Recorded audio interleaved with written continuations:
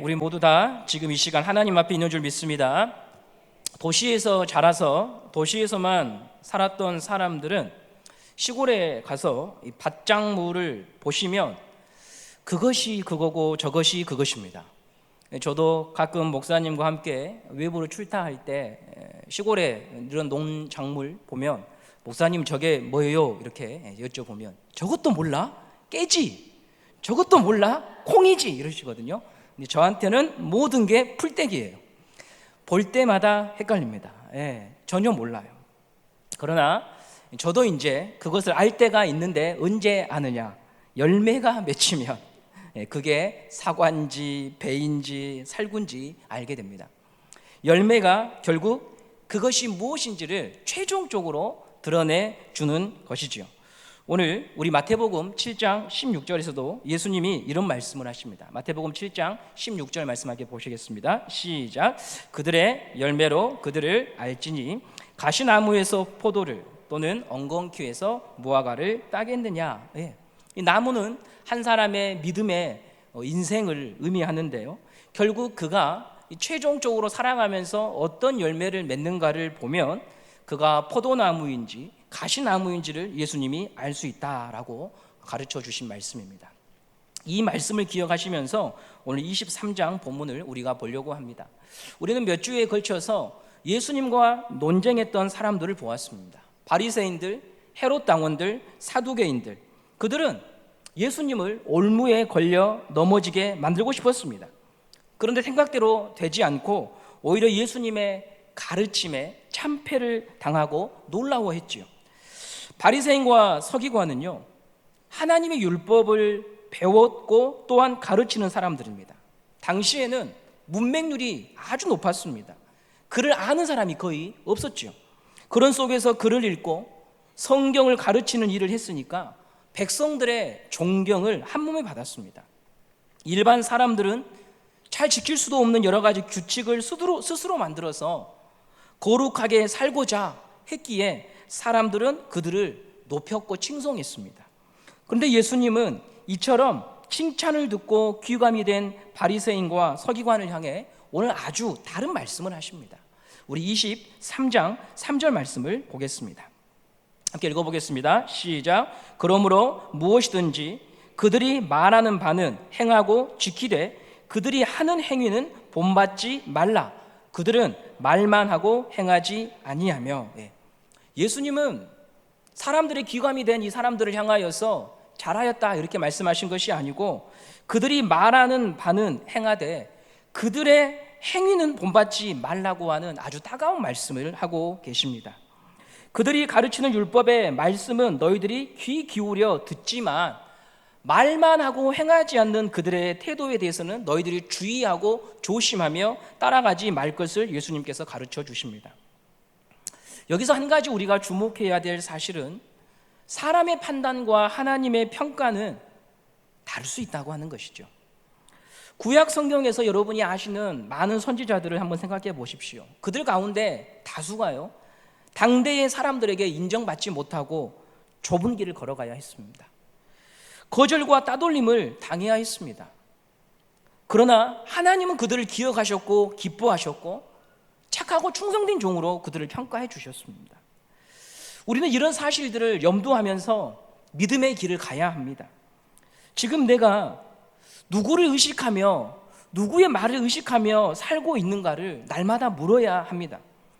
이 질문이 중요한 이유는 바리새인과 서기관은 대부분 여기에서 많은 실패를 했던 사람입니다.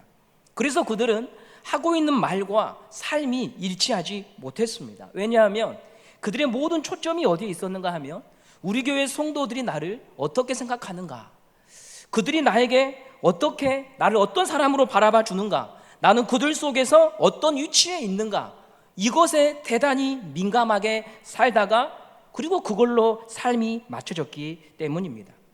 그래서 예수님은 오늘 5절에서 또 이런 말씀을 하십니다. 우리 5절 말씀을 함께 보시겠습니다. 시작. 그들의 모든 행위를 사람에게 보이고자 하나니 곧 그 경문길을 넓게 하여 옷수를 길게 하고. 모든 행위를 누구에게 보이고자 했냐면 사람에게 보이고자 했다고 합니다. 7절 말씀을 보겠습니다. 7절입니다. 시작. 시장에서 문안받는 것과 사람에게 랍비라 칭함을 받는 것을 좋아하느니라. 그들은 사람에게 칭찬 듣는 것, 사람에게 괜찮은 사람으로 인정받는 것을 좋아했습니다. 방금 5절에 그들은 모든 사람들에게 자기의 행위를 보이고자 하기 위해서 경문띠와 옷수를 길게 했다라고 하는데요, 사진을 한 장 보면서 그게 무엇인지 보겠습니다. 첫 번째 그림이 바로 경문입니다. 랍비들이 이마에 네모난 상자를 띠를 통해서 묶어가지고 다녔습니다. 손등에도 하나를 묶고 다니거든요. 저기 안에, 저 네모난 상자 안에 성경 말씀이 기록되어 있습니다. 보통 신명기 6장에 이스라엘아 들으라 라고 하는 그 말씀, 그것을 저렇게 이마와 손목에 차고 다닌 거예요.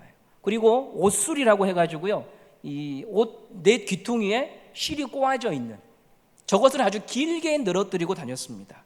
여러분, 혈루병 걸린 여인이 예수님의 옷자락을 붙잡았다고 할 때 잡았던 그 부분이 바로 저 옷술로 학자들은 보고 있습니다. 저 경문과 옷술은 무엇을 상징하냐면 매일매일 하나님의 율법을 기억하고 하나님의 말씀을 생각하며 살겠다라고 하는 표였습니다. 그런데 바리새인들은 그저 저것을 어떻게 하면 사람들에게 더 돋보이게 하는가, 여기에 그들의 모든 관심이 있었던 것입니다. 종교적 열심을 내면서 추구하고자 했던 것은 종교라고 하는 이 문화 속에서, 이 사회 속에서 나라고 하는 사람이 주목받고 두드러져 보이는 것, 거기에 모든 관심이 있었던 것이었죠. 1만 시간의 법칙이라고 하는 책이 있습니다. 다니엘 레비틴이라고 하는 학자가 주장한 이론인데요, 무슨 일이든 하루 3시간 10년을 하면 그 분야의 전문가가 된다라고 하는 자기개발 서적입니다.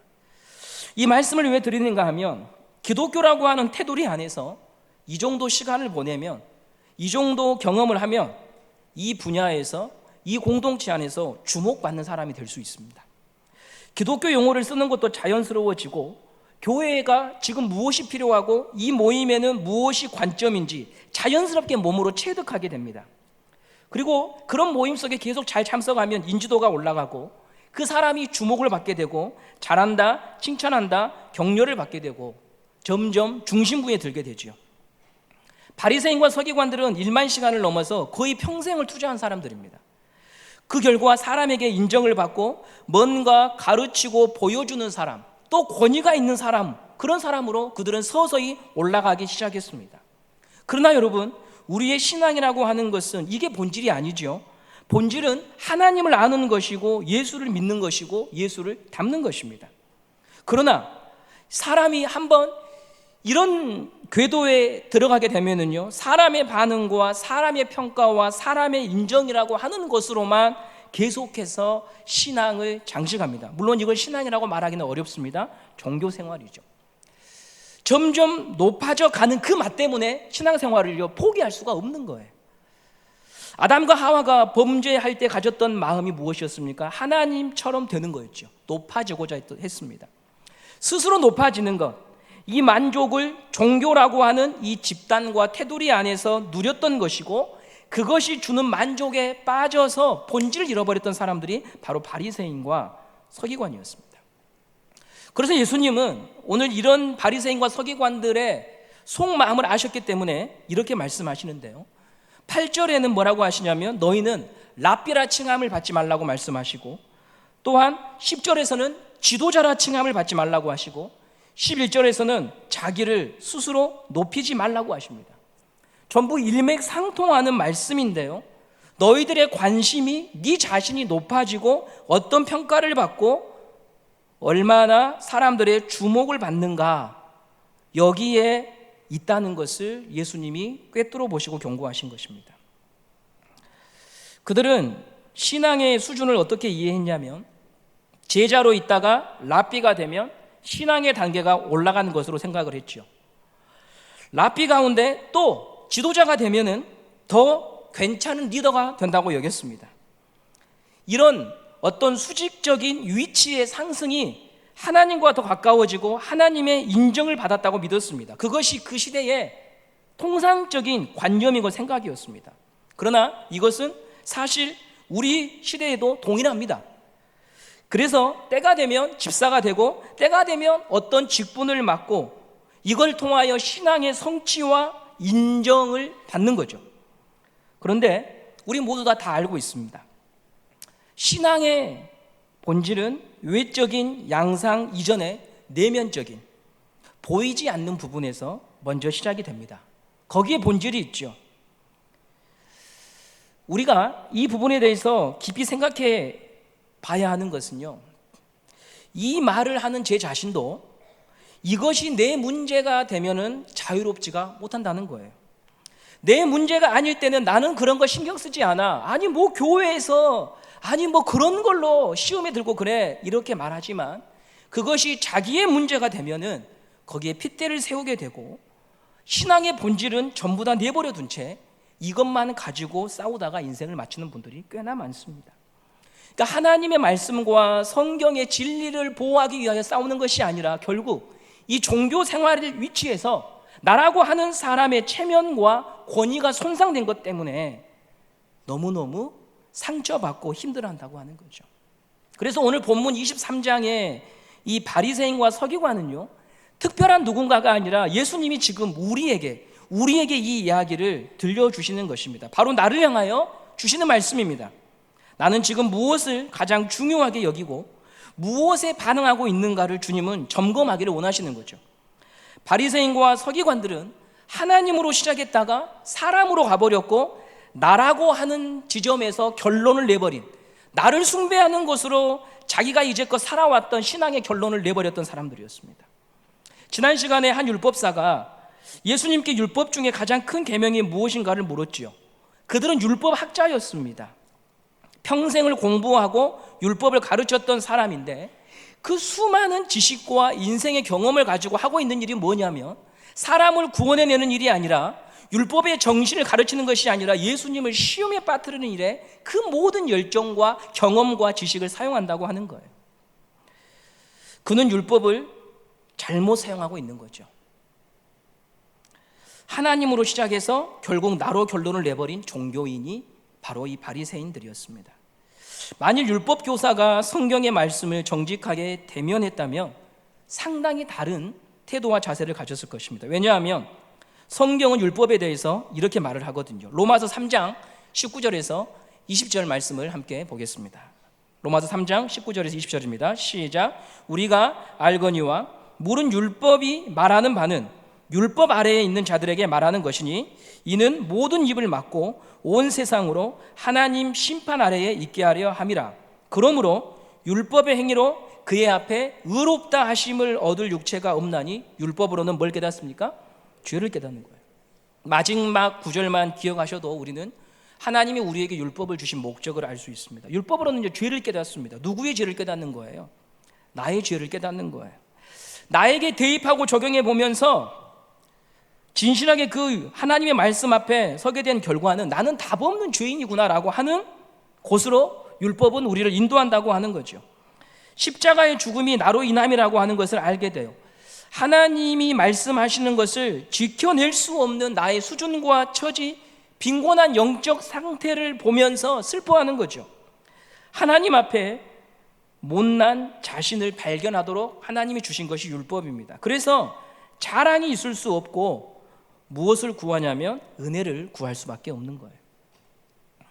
제가 운전면허를 1998년도에 취득을 했습니다. 그때 나주에서 지금처럼 필기시험을 봤는데 아버지랑 같이 갔었거든요.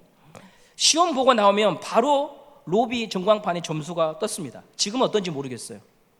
그때 50문제 중에 2문제를 제가 틀렸어요. 한 달 후에 군입대를 앞두고 있어서 한 번만 떨어져도 실내 도로주행까지 가려면 떨어지면 무조건 안 되는 거예요. 그래서 제대로 공부를 했어요. 수능처럼 말입니다. 그렇게 할 필요 없는데, 그죠? 그래서 저는 군입대 전날 12월 16일 하루 남겨놓고 운전면허를 취득하고 그 다음날 군대를 갔어요.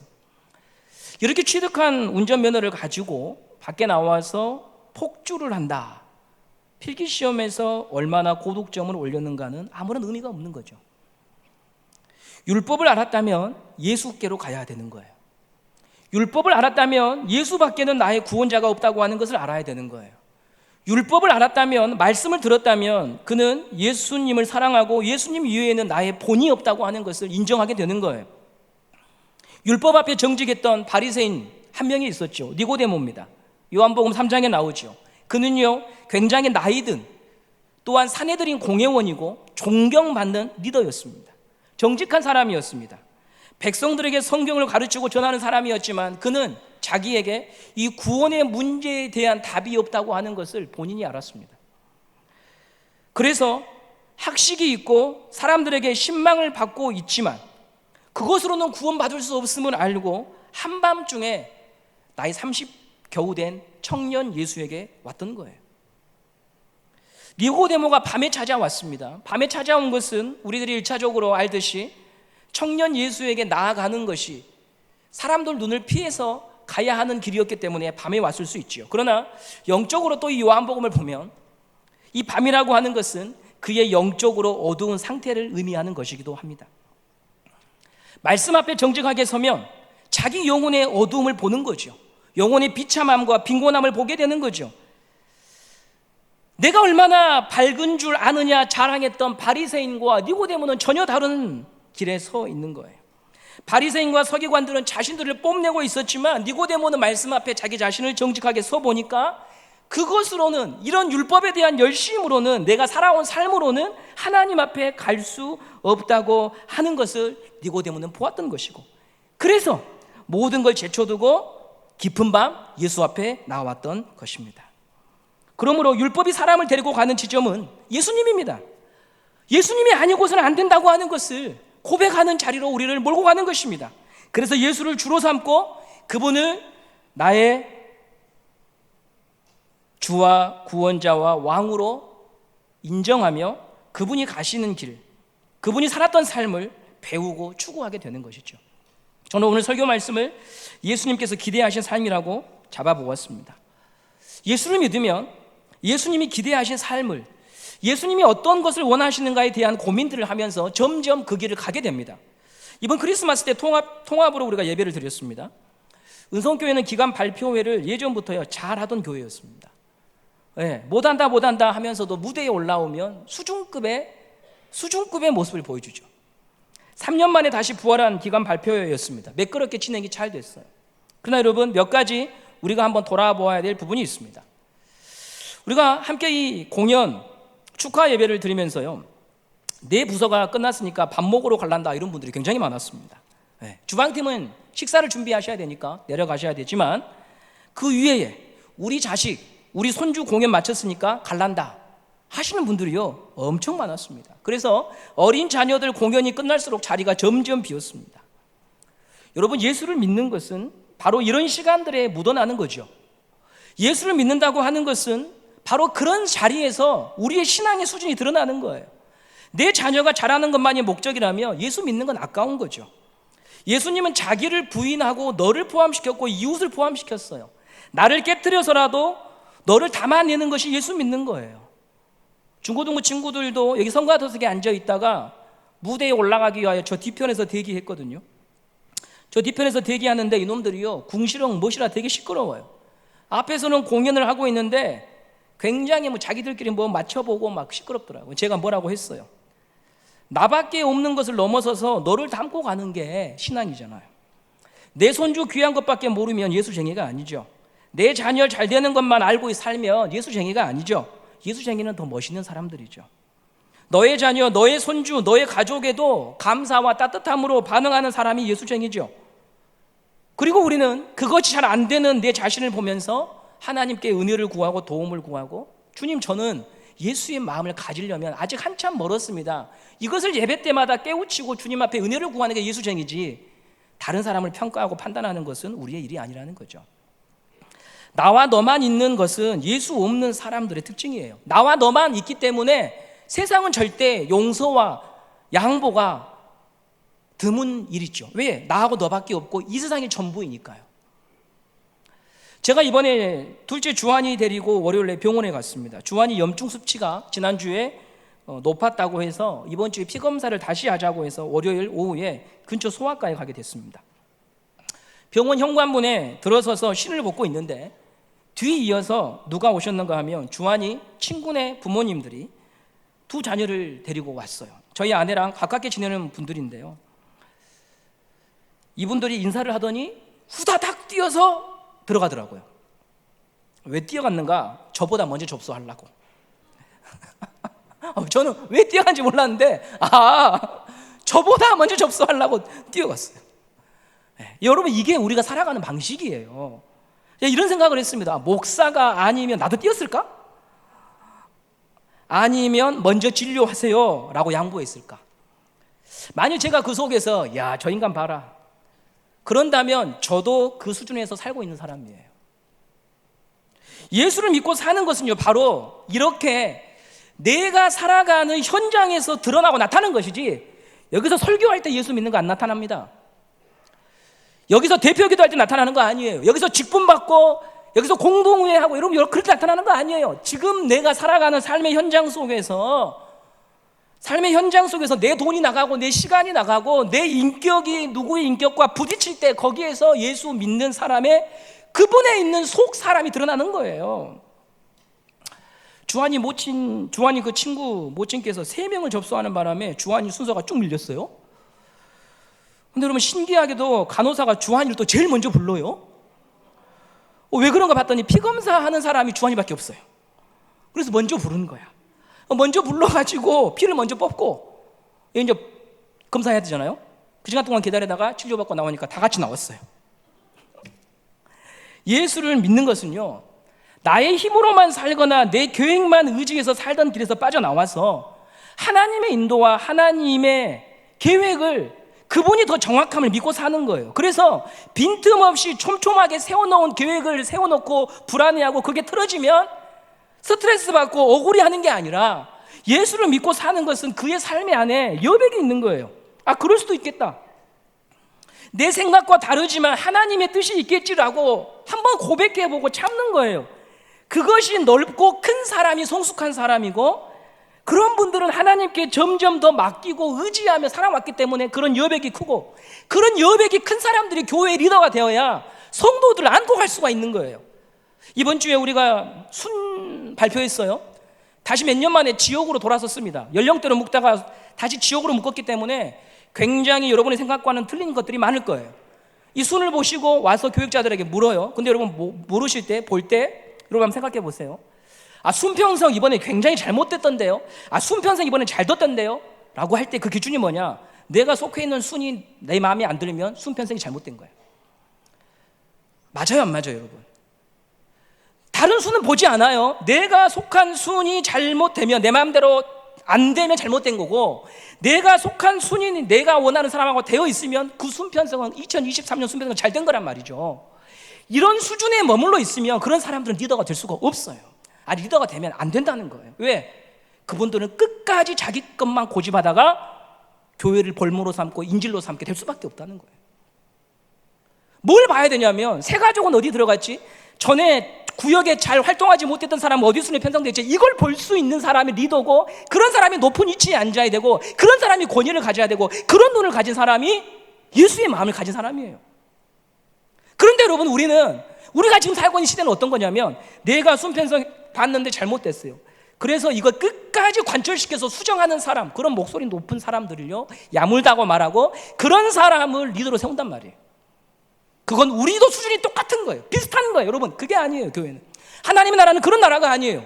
여러분, 예수 믿는 건 억울한 거예요. 예수 믿는 건 억울한 거라고요.